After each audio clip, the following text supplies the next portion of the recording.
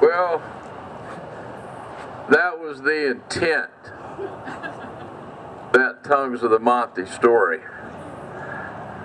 And then I went to Nebraska a week ago. I brought that book on the plane to learn the story. This is a wonderful story about this magician named Encarnacion, who with a fingertip could draw a corral in the sand, and horses would be herded into the corral and could never leave it. And then the plane landed in Omaha. I left the book there and never learned the rest of the story. You're not going to turn my sound off now, are you? Okay. So I have another story for you from the voice of the coyote. And actually, oftentimes I think that most Dobie followers and certainly most American Indian people will recognize that so little in life is accidental, that there's a sign.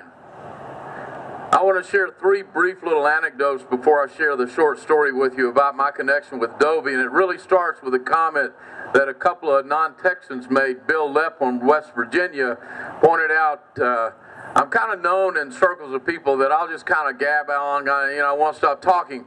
And he said, you see those little lights up there? He said, well, when you talk, when you're up there giving your story, I just want the lights to go off and on and off and on and off and on and never really to stop.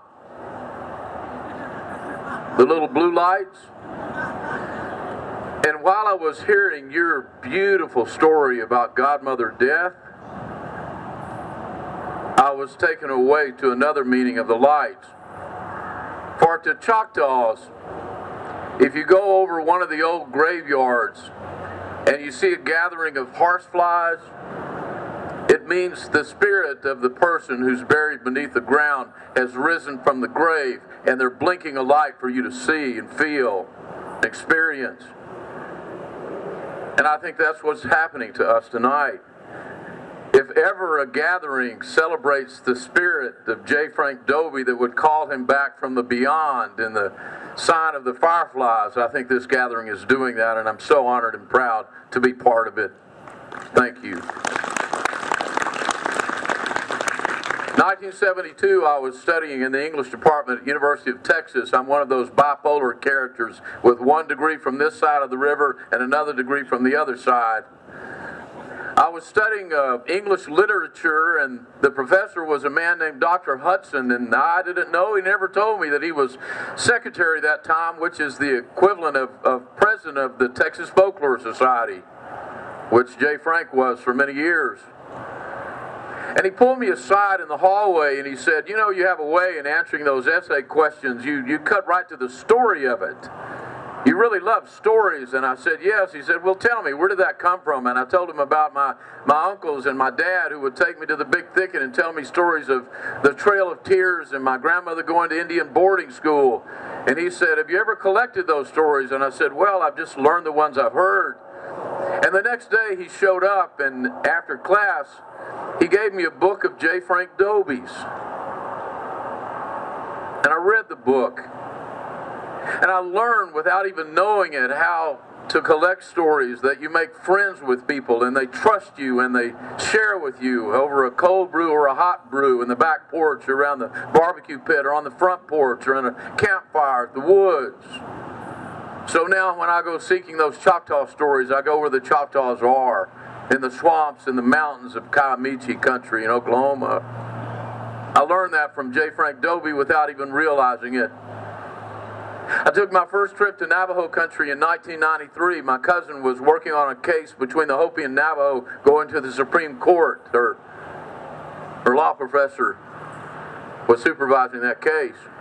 So I spent 2 weeks out there, and an old man gave me a drink of water. I was about to go buy a Coke, and an old Navajo man sitting on the porch said, here, I got some water, save your money. And he poured me a cup of water, and I didn't know.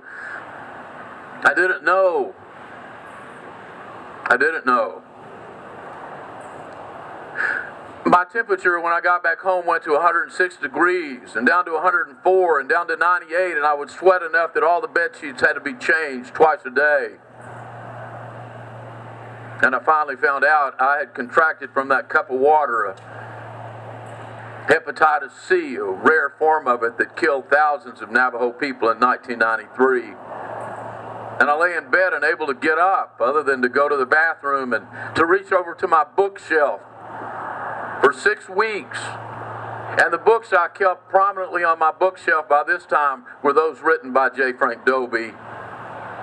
I read them backwards and forwards, and when you're on the verge of 106 degrees and not knowing if you're going to become a firefly or if you'll ever rise from that bed, everything you read takes on a new meaning. And I recognized then what all of you have recognized, that there is a powerful and a beautiful and a spiritual quality to the writing of J. Frank Dobie. When he writes of the voice of the coyote, he shares trickster tales, but he also talks about the language of the coyote, the language of the wolf, the language of the earth.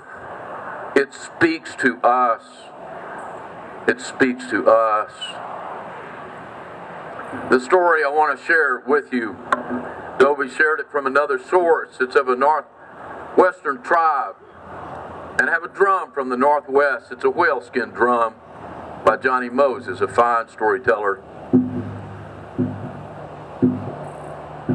There was a man that called him Eagle Plume, Eagle Feather, and he lived in the northwest in the mountains. He loved his wife and they were very close, but they had no children. And as was the custom of the day, he considered building another room onto the lodge and taking another wife so they could at least raise a child. And his wife, when it was mentioned, she nodded her head, she hung her head, and he knew she would be willing, but he knew that he loved her so much he could never do that. And when the winter came, he said, "I'll bring back pelts, enough to keep us warm."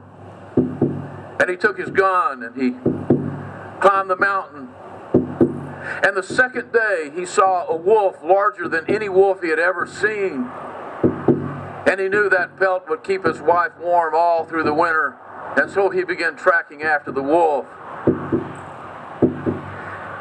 And when the sun went down, he noticed that the wolf would howl far too close. It was almost as if the wolf wanted to be followed.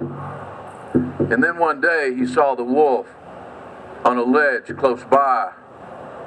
And the snow, the blizzard was flurrying.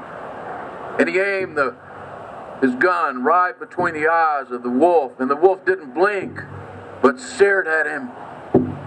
And when he pulled the trigger, there was only a click. The powder was wet from the blizzard and the snow. He stared at the wolf. He said, speaking to him, "If you will stay there, my wife needs what you have. And you just wait, and I will bring it to her," talking, of course, of the pelt. He put the dry powder, and when he pulled the trigger, there was an explosion, but the wolf just seemed to vanish and leap, and he was gone.